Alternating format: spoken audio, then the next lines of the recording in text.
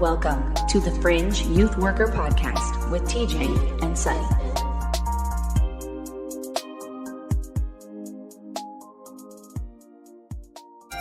Hello and welcome to the Fringe Youth Worker Podcast, the No Kidding Live, the second show that we're doing of this. So that means we don't get second takes. We're not going to stop and be like, oh, that stunk. We got to do that again. But it's okay because after almost 48 episodes, we're pretty good off the cuff, or at least I have enough security in myself to be able to say to you guys what I want to say. Most of our people will be listening to this later, so we're going to try to keep the production value up, but at the same time, it's going to be live. So there's going to be some things that aren't cut out. So here we go. Other than that, I am joined as always. My name is TJ McConaughey. I am joined as always by my homie, Sonny Saltalamacchia. Sonny, what is up? That was quite the nervous intro there, TJ. But I gotta say, bumbled through the whole thing. You're looking sharp, bro. What happened? Mm-hmm. You're looking pretty clean right now, T. No, man. This is what HD looks like.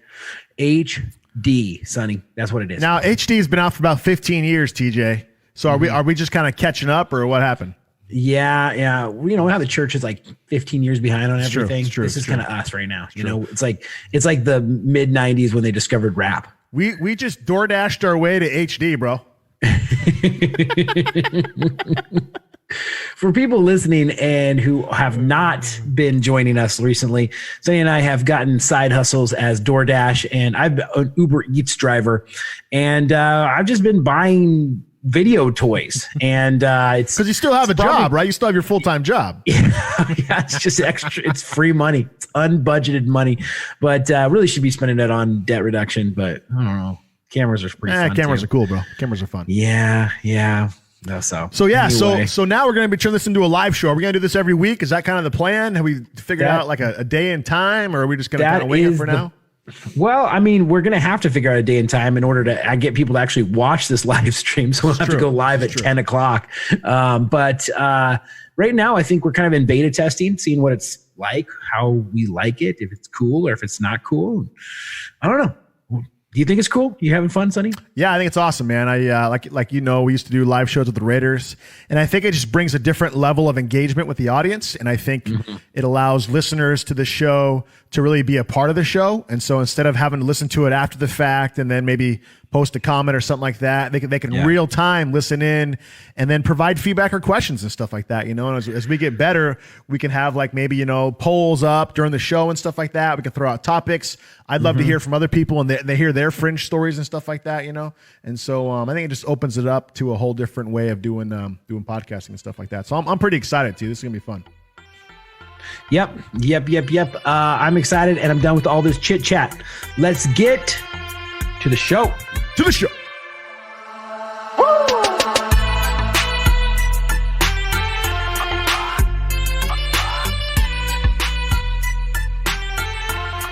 Join the conversation on Facebook and Instagram. And when you subscribe to this podcast, please leave us a 5-star rating. We desperately need your approval.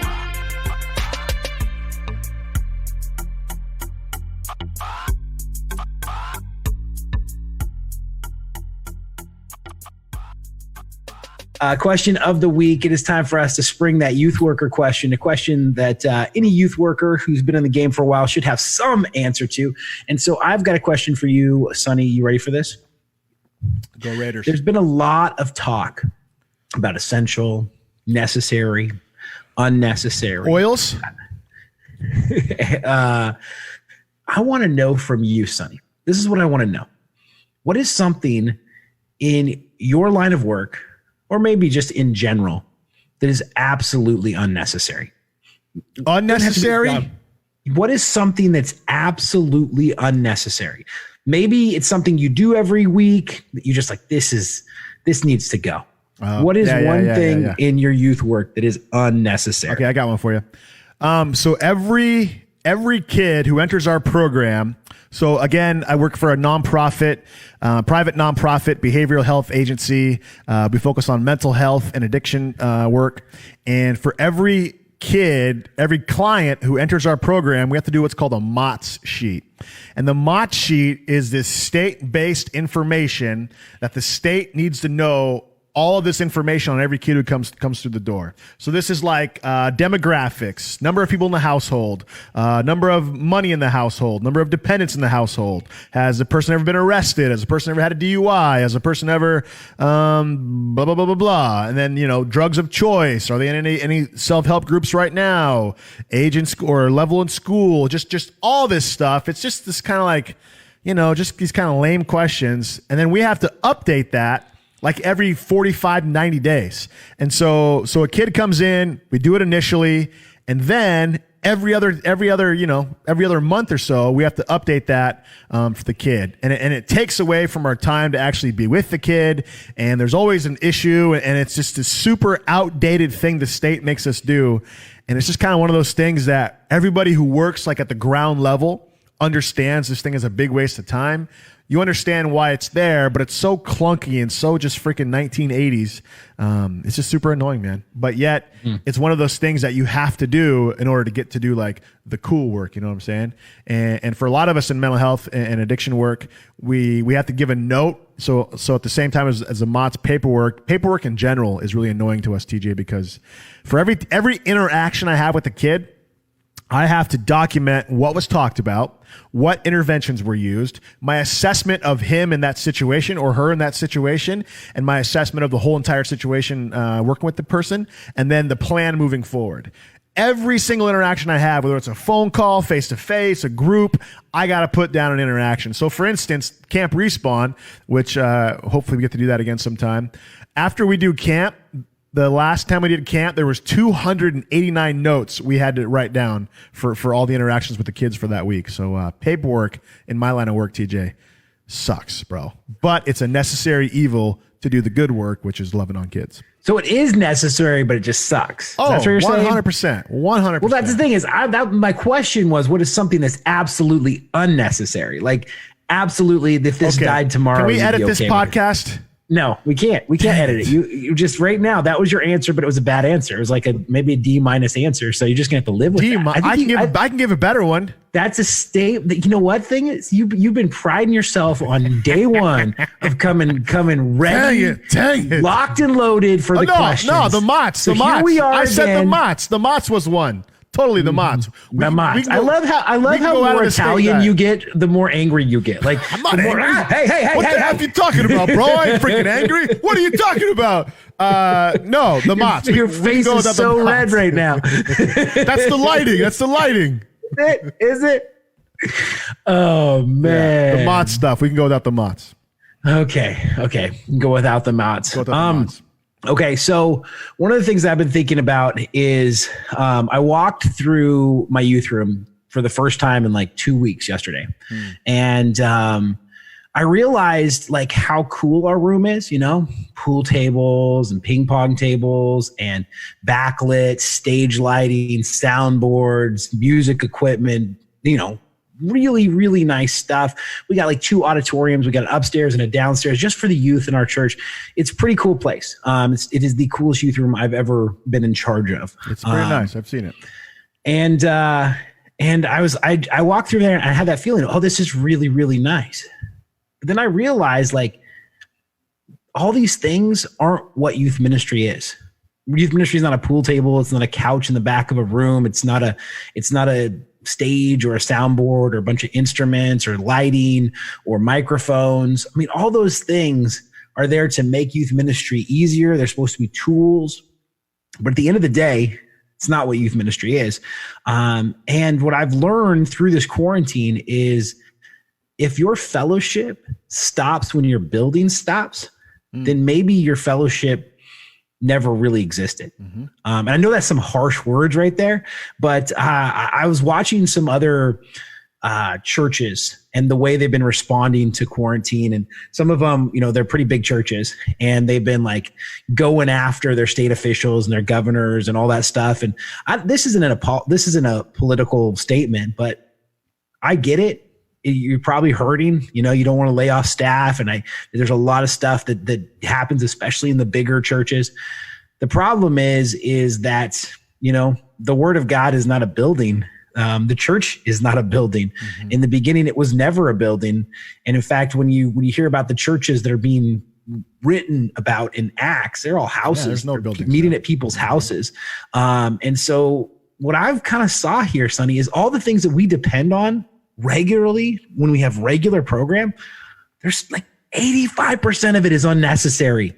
And really what you need is the word of God and people gathering. That's what you need. And right now, the only thing I miss about it is a gathering space.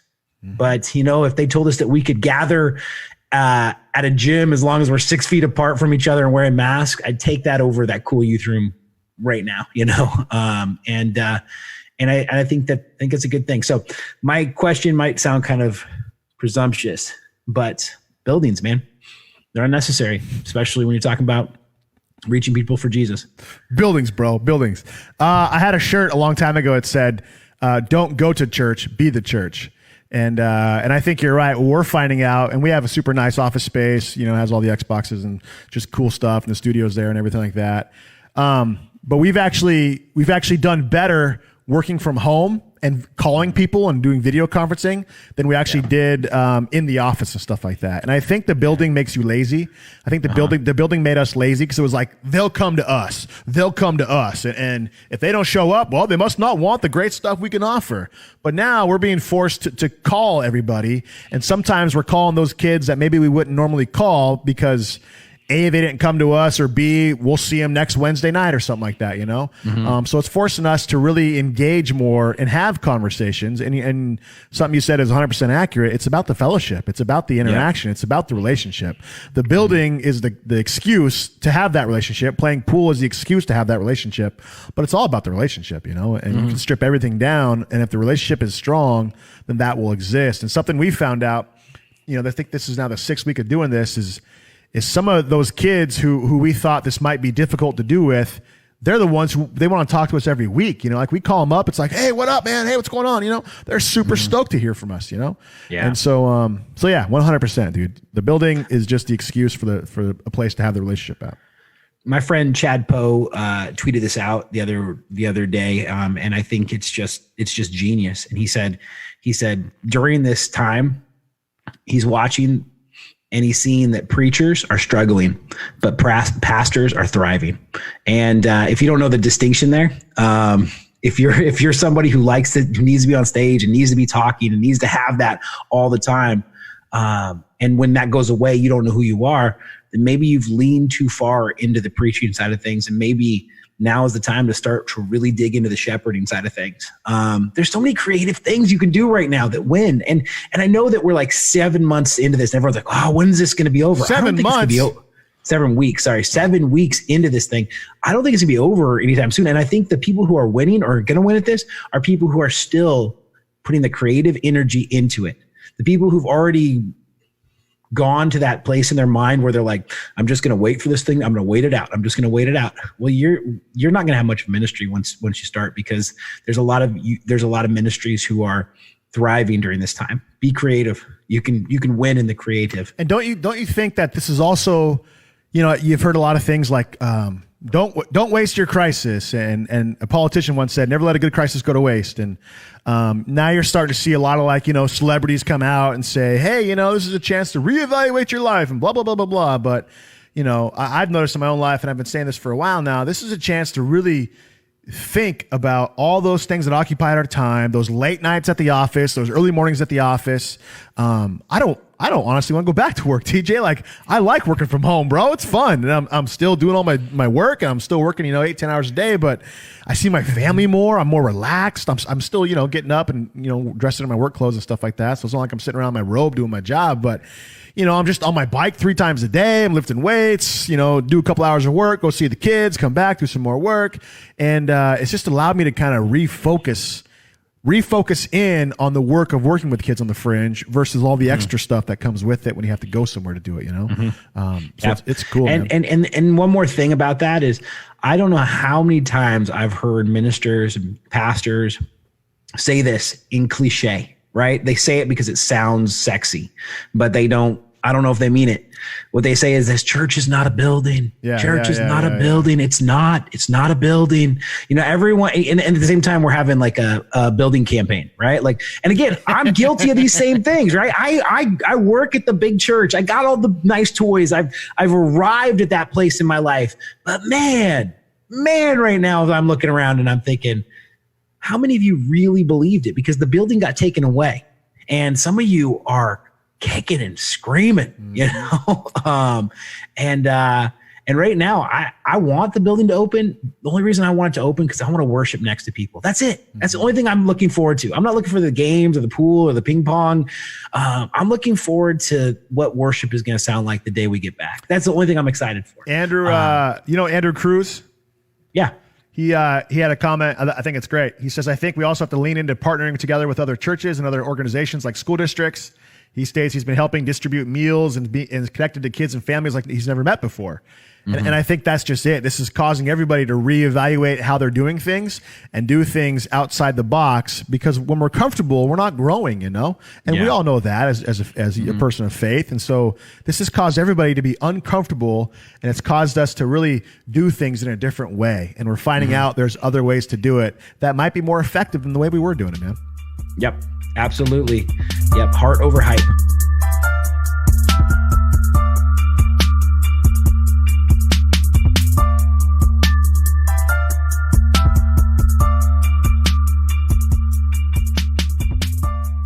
That was your cue, bro. I did it. Is that what that was? This is why you're not good at baseball, bro. You don't pay attention to the cues. Tales from the Fringe. It is time for us to tell you some stories about working with Fringe kids, or maybe our own Fringe upbringing, something that will help you relate to hopefully Fringe kids in your ministry. Sonny, tell me a Fringe story. So this is going to kind of be a general Fringe story. It's kind of what we've been experiencing over the last 6-7 weeks. And I've been talking a lot about it with my staff, and it happened again this week. And we're just learning, we're relearning to talk with kids and not talk at kids. And this is something I've always kind of preached as I do youth work. We don't talk at kids, we talk with kids, and we walk with them as their journey and stuff like that. And we're just finding that the more and more phone calls we make, the more anxiety that's increased now, the more depression that's increased now, the more stress that's just increased now with all these kids, the more and more they need just somebody to listen, and not somebody to sit there and say, well, do X, Y, and Z and all your problems will be fixed. They just need somebody to process with, you know? And I seen this great diagram the other day, and it showed two people talking, and the person, it was kind of like a therapist and a client, so to say. The client, in their head, they had all this yarn, and it was like different colors, and it was all, you know, tangled up, and they couldn't make sense of it. And then it showed as they were talking, the counselor, the person listening, was unraveling the yarn and separating it by color and stuff and helping the person make sense of it. And through only the means of telephone communication, which if you think about it, TJ, talking on the phone is kind of a lost art nowadays, you know? And so for us as therapists, you know, I call what we're doing mental health telemarketing. It's kind of interesting, but it's forcing us to really be good at having conversations again. And I think having long form conversations is something that was getting lost in the shuffle through text and through email and through even like little apps like Voxer from a long time ago. You can just record a 15-second thing and send it, you know. But long form communication is something that's kind of gone by the wayside. And through this thing, it's allowed us to get back to that. And it's allowed us as counselors to really learn again to talk with clients. And this last couple weeks, I've had this client going through a lot of difficult stuff with the mom, and a lot of mistrust and a lot of like old stuff being brought up. And I've been coaching the mom, like, you know, coaching the mom, saying to the mom, you know, your child there doesn't need to be reminded of all the bad things they've done. They need to be coached up on all the good things you see in them and stuff like that, you know? And so, just a lot of conversations around meeting kids where they're at and meeting them where their direct needs are, and not always jumping into fix-it mode, but jumping in just friend mode, so to say, you know? And we've been finding that with that approach, man, sometimes they're calling us, you know, like we always think we're bugging them and stuff when we call them, but yeah, it's been interesting. It's been it's been a good lesson and a good relearning in that. Cause I think sometimes you do this so long and you kind of get set in your ways and you're like, oh, I've heard this story before. I've heard this situation before. I've seen this attitude before in a 15-year-old kid. And so you jump into, your mode, but really just being present and being there is really the only thing you need to do this job, to be honest. It's not rocket science, but sometimes we complicate it, Yeah. I think that's one of the biggest pieces is if you're just there, you'll change lives. And you want to be a radical, groundbreaking, on the edge youth minister, youth worker, just show up, be present, be there in their lives. Teach your staff, teach your small group leaders to do the same thing. You show up in a student's life, it pays dividends. It pays kingdom dividends. So I think you're absolutely right about that. My tale from the Fringe happened when I was younger. I was a young buck. Probably middle school years, probably 8th grade. 8th grade's a tough year for everyone. I think everybody I know would not go back to middle school. There's no glory of middle school stories unless of course you were the kid who went through puberty in elementary school. And so by the time you got to middle school, there was a couple guys in my school that they were 6'3" and they were just killing on the basketball team, right? I remember one of them, his name was Jeff, and he just killed on the basketball, but the rest of his life after that. But middle school was a good time for him. But there wasn't a whole lot of times. No, there not a whole lot of people who I thought killed at middle school. I was in middle school. I was struggling with a lot of different things in my home life and a lot of different things that were going on at school. I wasn't a great student. My friends all went to a different school than me. I just found myself hanging out with acquaintances at school, and it was just a rough time. And there was this moment where I realized that I didn't want to hang out with my friends at lunch, and that was the most depressing thought that I've ever had. And what I do, Sonny, and this is really bad. At the school that I went to in Milpitas, California, you can go to the regular lunch, or you could go to this thing called the a la carte, right? And it had just kind of different snacks you could buy. And they sold a 16-ounce thing of cookie dough. That's what they sold. And at 16 ounces, a straight up pop can filled with cookie dough, right? And you can get it for $4, right? I go and buy that every day for lunch, and I'd sit on a bench and I just watch people pass me by, and I'd sit there and I'd eat it. And this was the time in my life where I was so depressed. I was so anxious. Why do I have so many friends? Problems? I eat because anyway, no, I don't want to jump into that. But anyway, it was at this time in my life where the one thing I looked forward to was hanging out with my friend Luke on the weekends, who went to a different school than me. And Luke came over and we were having fun and horsing around. And all of a sudden, I don't know, I did this WWF thing. It was WWE now, but back then it was WWF. Yeah. And I did the rock bottom, right, on my friend. And I didn't realize that there's this glass table that was sitting right there. And I go to rock bottom him, and I rock bottom him right onto the glass table. Now, let me get this straight. You don't have any friends. You finally get a friend to your house and you rock bottom him into a glass table. We were close. It was the one moment that I had. We were having all sorts of fun. Okay. But here's the crazy thing is we were light enough that it didn't break the glass table. We just hit it really, really hard. But there were these candle holders that were on the table. Oh no. And they shattered into a 1,000 pieces. But I was thinking, okay, well, at least we didn't break the table. But those belonged to my dad's girlfriend, who was living with us at the time. Okay. And I was like, oh no. So I was like, okay, I got to do the right thing. I got to call her up and I got to tell her that I broke her stuff. And I thought, that's the right thing to do here. 100%. I call her up. She's like a medical assistant or something like that. And I call her up and she's mad. And she proceeds to tell me that these things are like crystal and they cost a lot of money. It would have been better to break the table than to break those things. Of course it would. And there's 3 of them, right? And I'm like, they're just little candle holders, but they kind of look like champagne glass holders. I don't know why she had them around teenagers, but I broke them. She came home and she goes, okay, you have to make this right. You have to make this right. Well, I'm like, well, how do I make this right? I don't have a job, right? You're going to take my cookie dough money away at this point? And she's like, and she just got a laptop, right? And this is the first laptop that I've ever even seen. And she got it from her work or school or something like that. And she had it, right? And she takes it out and she sets it up on the table and she proceeds to hunt and peck for about an hour, right? Typing out this letter, the slowest letter ever. And here's the thing is, she's writing a letter? Technique. Yeah, she's writing out a letter. And I thought it was like a letter to my dad or to something, right? And I realized what she's writing out is a contract. Oh, no. She's writing out a contract. She hunts and pecks this thing for an hour, right? She's over there mad. She's pecking and hunting and pecking, hunting and pecking, and, and then she pushes print and it doesn't print. And she, this is when the printers had the little hole things on the side and you had to like break them apart and stuff that. And she prints out this contract and she puts it in front of me. And I proceed to read that she wants me to work for her for the next 6 weekends, doing whatever she wants on my Saturdays and my Sundays to pay for her crystal, whatever, And I'm like reading about this. I'm like, oh my gosh, this is terrible. This is the worst thing ever. And I'm thinking, the next 6 weeks they're going to be the worst. This is going to be terrible. And then I see at the bottom is she's got a little clause in there, right? Like, and here's the thing is she didn't need to put that clause in there because I thought, well, I'm hosed. If this is her solution, I'm going to have to do it, right? She put a little clause in there. And she goes, and if you refuse to do this, I get to go up to your room and break one of your favorite things, right?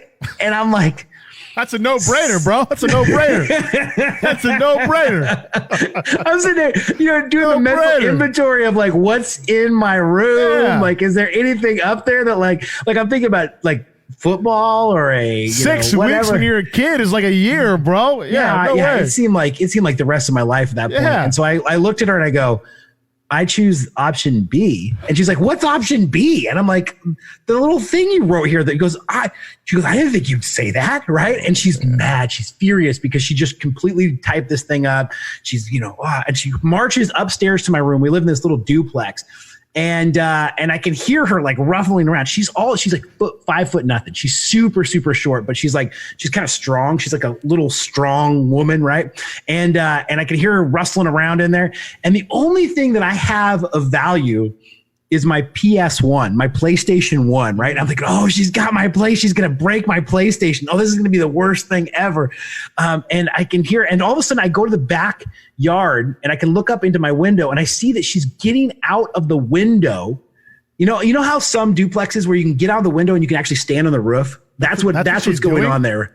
Yeah, she's getting out of my window, standing on the roof, right? And what she has is my I think 30-inch TV, CRT TV, the big crazy ones like that. And she's got that thing. And she's like, you sure you don't want your TV? You sure you don't want to work for me for 6 weeks? And in my head, I'm going, she's got the TV, not the PS4. And I know that my dad's going to let me hook this up to his big screen now, which he wouldn't let me do before, right? So I'm like, this is the best thing that could be possibly happening, right? And she's like doing this big countdown. The neighbors are coming out and they're all watching and everyone's there. And you know how those duplexes are. They're so close together. The whole neighborhood's watching this crazy woman on the roof. And she's like, are you sure? Are you sure? And she's like doing a countdown and she's like starts counting down from 30. And I'm like, 30? Hey, who counts down from 30? I know. I go, you don't need to count down from 30. Just throw it. 30. Like I'm going to change my mind at 17. Just count down from 5. Yeah, I can tell she's getting super tired up there. And I think she just wants me to give in, but I'm not going to give in. And she just all of a sudden throws the thing and it just breaks into 1,000 pieces. And in my head at the time, I was like, that was the coolest explosion ever. Right. And that was the end of it. That's how we solved that problem. What did she say after she threw your TV? Oh, I don't know. I can't remember any of that. I just remember thinking like I got off the hook. Like I remember just like, okay, that's way better than 6 weeks of that. And again, my dad did let me hook up my PlayStation to his big TV. And all of a sudden it made my dad even worse mad because he's like, what? He's always on there with his game now. And my dad didn't buy me. Did you just smile at her every time she walked in? You're playing your game on your big TV. Hey, how's it going? No. But I was definitely the worst person ever for her and for my dad's relationship. So, but yes, that was my Fringe story right there. Yeah. Mental note to anybody working with kids, basically just any kid, immediate consequences and rewards are much better and will always be taken versus the long-term 6 weeks options. There you go.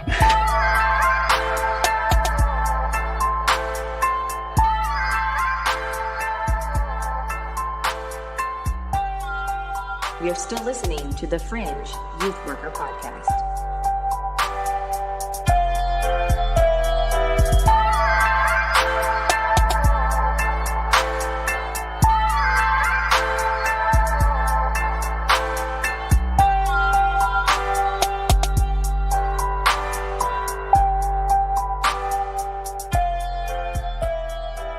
Pick or flick. No, we're not talking about your snot. We're talking about what is and what is not cool in today's hot topics, topics, all of those things. You didn't say pot topics, bro. You just said pot topics. No, I said pop. No, topics. you said pot topics. Topics. You said that's kind of a hard thing to topics. Say pop topics. Pop topics. It's pretty easy to say it. I think that's like a Freudian cool slip, TJ. What else you been doing while you DoorDash? Let's get past that. Smells good. Anyway, what I wanna do is I wanna throw some topics your way, Sonny. Okay. You tell me pick or flick, and then why don't you throw some my way, and I'll also pick or flick. I got one for you. Number one, here we go. Let's do it. The Impossible Burger. What is that? Where's that from? So it's at Burger King right now. Oh yeah, it's the non-meat burger. It's the plant-based burger. Have you had one? No. Flick it, 100%. You're going to flick it? Yeah, you know why? Why? Well, I can't say it on this show. We shouldn't be live. Why the heck would I eat that, bro? But I eat a freaking Whopper. Give me a break, man. Because it's better for you. My face is better gonna for turn the red environment. Again. My face is going to turn red again. Okay. What do you get that bad? Do you drive over to the freaking cafe and get some avocado toast afterwards?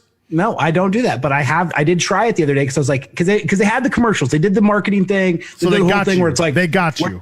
Yeah, they got me. Okay, and you know, here's the crazy thing about it is it tasted pretty good. It wasn't like perfect. It wasn't like the perfect like on, but it was like pretty close. And I was like, if they can just perfect this a little more, we could all be vegetarians. We could all just live in that, you know, John Lennon imagined utopia. So I am not going to flick it. I'm going to pick it. I have never wanted to reach through the podcast and slap you before. That's just so hard as I want to do right now, bro. Hey, I didn't think I'd enjoy it either. It was so great. Hard it was great. Now, it was so good. The irony, you're going to find so much irony with the topic that I picked because it's okay. Go ahead. Where me and you are at right now. I am flicking it. Now, look at me.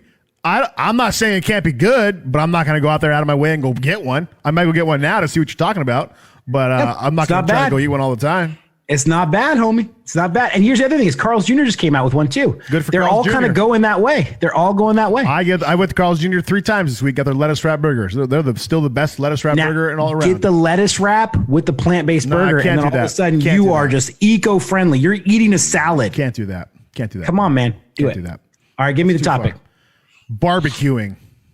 I love barbecuing. Now, just for the record, I literally wrote this down prior to the show. It's right there. I don't know if you can read it or not. I barbecued steak tonight. I had this giant freaking sirloin steak that I barbecued. It was probably the best steak I've ever barbecued in my life because I'm not much of a barbecuer, TJ. I don't know about you. But I'm like rediscovering my love for barbecue because I have so much time on my hands right now staying at home.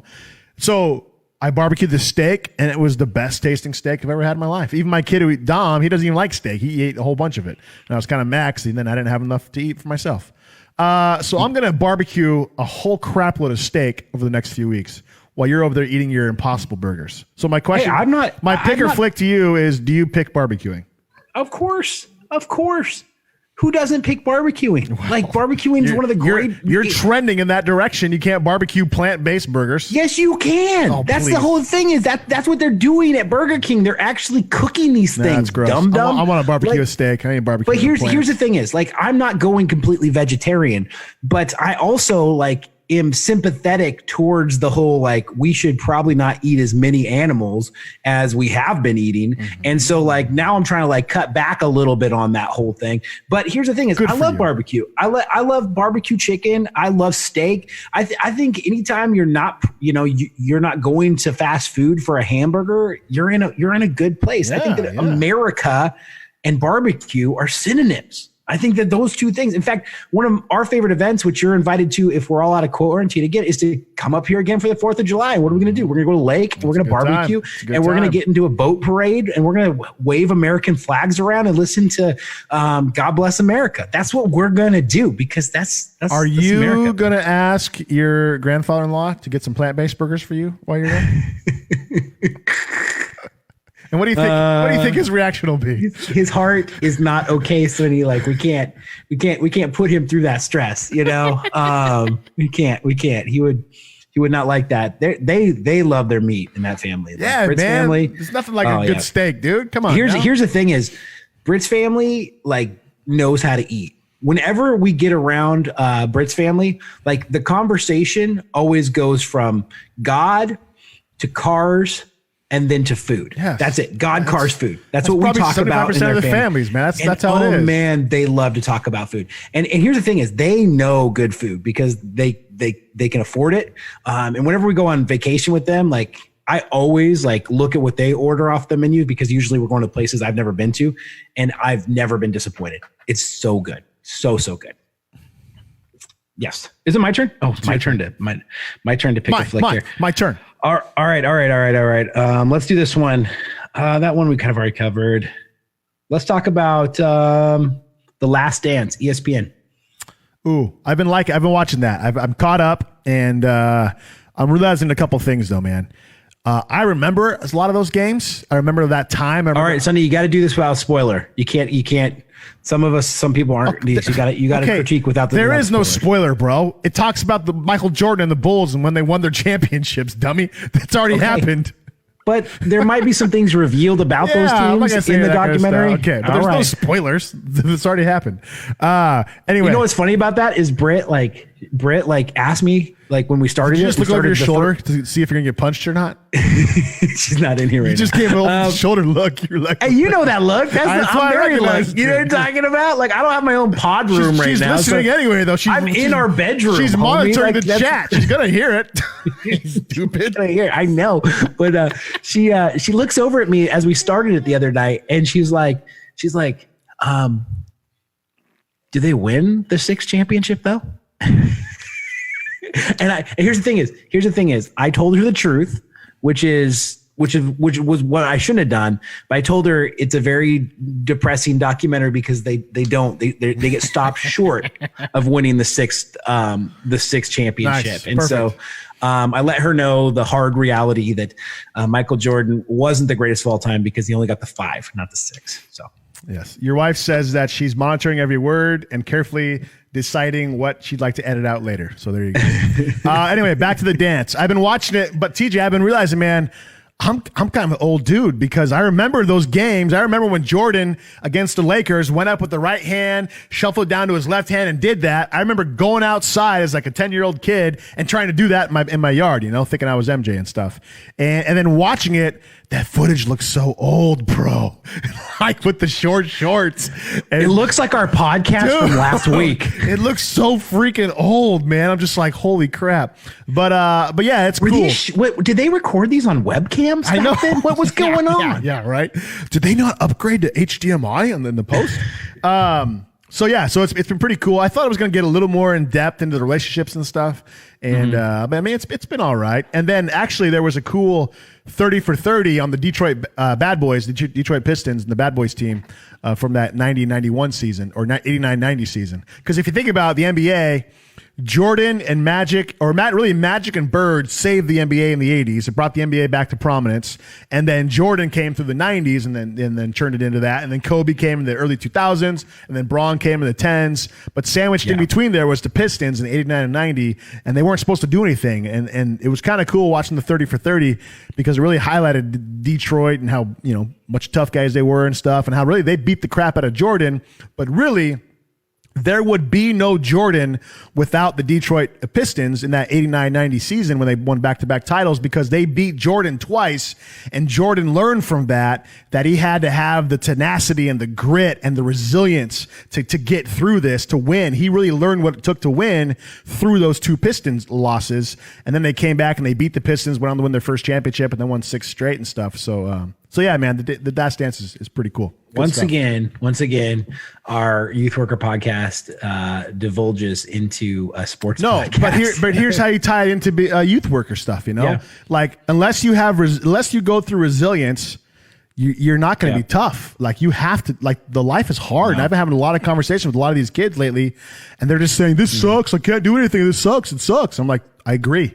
But what are you doing about it? What are you doing to fix your situation? What are you doing to make yourself better? Well, F this and F my PO and F everybody else. Like, no, really it's F yourself if you're not moving forward, because what have you done to move your life forward? And Jordan developed his resiliency through those teams. So there you go. There's your analogy. Yeah, there it is. And just to be so focused, I'm loving it. I'm seeing just so much, so many good examples of what it takes to be great at something. Yeah. Now we can have conversations about, what's worth being great at, but sure. One of the things that I do know that was when you get to the very top like that, the best people realize the day they get drafted is the beginning of the climb, not the end of it. Right? Like, I think there's so many players out there across all the leagues that they dream of just making it to right. The league. That's the goal, is to get into the league. And then, they wash out in a couple of years because, they already accomplished it. All the wind goes out of your sail. And I think that's that zero mentality is if you just make it, you got it. And you got to keep setting goals. And this is one of the things I'm learning, even my weight loss journey, which I'm going to turn that into this right now, which is stupid because obviously me losing weight and Michael Jordan are very different things. But what I do realize is that you got to keep setting goals. As you arrive at goals, you got to put another goal in front of you. That you always move the carrot down the road, because if you just arrive for a while, then you get complacent and then you get passed up. You get too comfortable. All right, you got one more for me? Yeah. I could switch it to Netflix, but I'll switch it back. Going into stores. Are you going in places now? Have you kind of like, started kind of going out and venturing out and stuff like that? Or are you still pretty hunkered down? Bro, I Uber Eats and DoorDash every day. So I'm constantly going from store to store to store to store. I run both apps at the same time.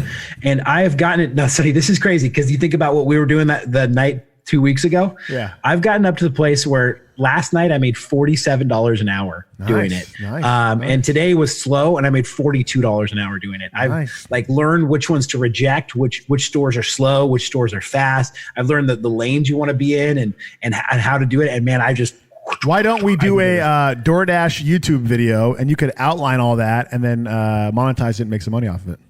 Sure. I'll do it. But what about your family? Great at something, if you want to be great at something, Sonny, you have to know. Just joking. What about your family and your kids? You guys going places, or what are you guys doing right now? Because it's like 6 weeks in, So the problem with Washington State is we're just locked down, man. I mean, they shut the parks down. They've caution taped off all the parks. They're going to open up the state parks. The parks next week. Or just the playgrounds? Can you actually go into? You can't even go into the parks. The parks are completely closed. Wow. But here's the weird thing is, like, it's all cautioned off. They closed the parking lots, and then I ran by one like the other day when I was on a run, and there was cars parked all down the street, not in the parking lot, and people at the park. So there's this defiance sort of just kind of going on here. But, for me, I want to respect that. I want to respect that, hey, that they don't want us at the parks. So, for us, it's just been the backyard and getting it nice. I've been doing a lot of backyard work and making my deck look really nice. And I got a lot of projects. I did some paver stones last week, and there was a funny thing I saw online that said that men are demanding the lockdown to be over so that they don't have to start any more honeydew things from the list, which is like, yeah, that's totally true. I'm doing that. I just wish they would open up some camping places. I think it's silly not to open up camping places at this point. You're outside, you're in your own space, you got your own campsite. And I think that, there's a lot of people who live in campers year round, like retired people. Yeah. Like, I'm not talking about just like, people who are, but retired people, they buy these $100,000 things and they can't go anywhere. I mean, they've been camped out in the Walmart parking lot, which is, we got old people in the Walmart parking lot. I'm pretty sure Walmart is where coronavirus came from. So it's actually called Wuhan, not Walmart. Wuhan. This is bad, man. We won't even know either. Like, these these RVs are just going to sit there forever. That's what's going to happen. This is the beginning of the apocalypse. So there you go. Well, stock up on your plant-based meat then, because he's coming.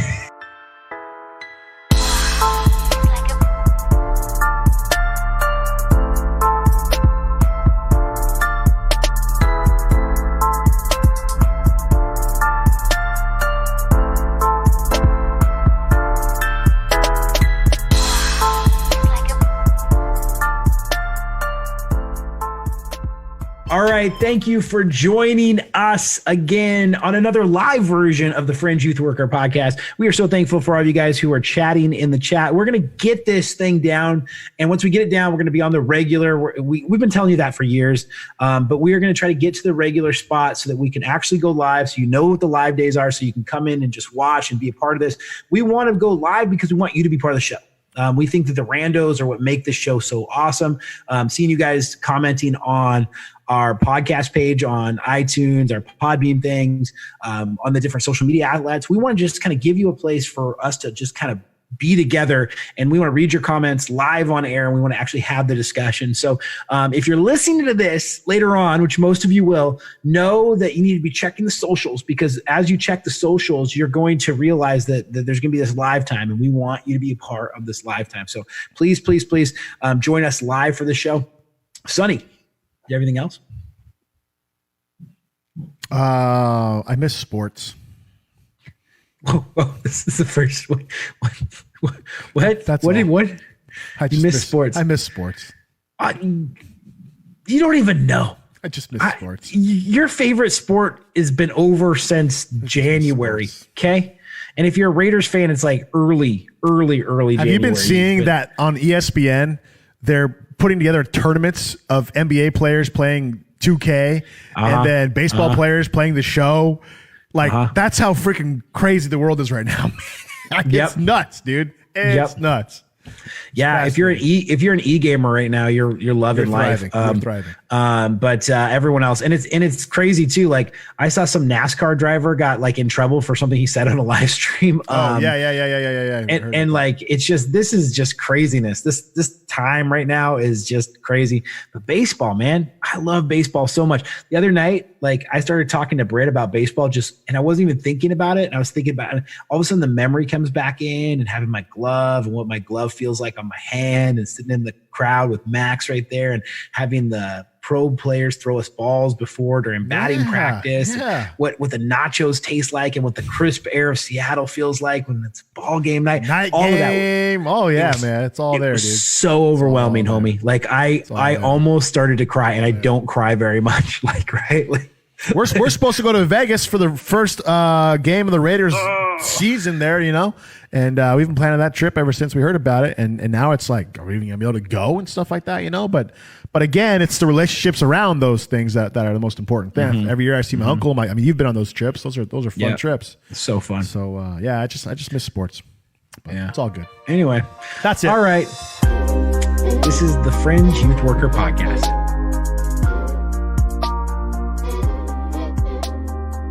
Thank you for listening to the Fringe Youth Worker Podcast. Don't believe anything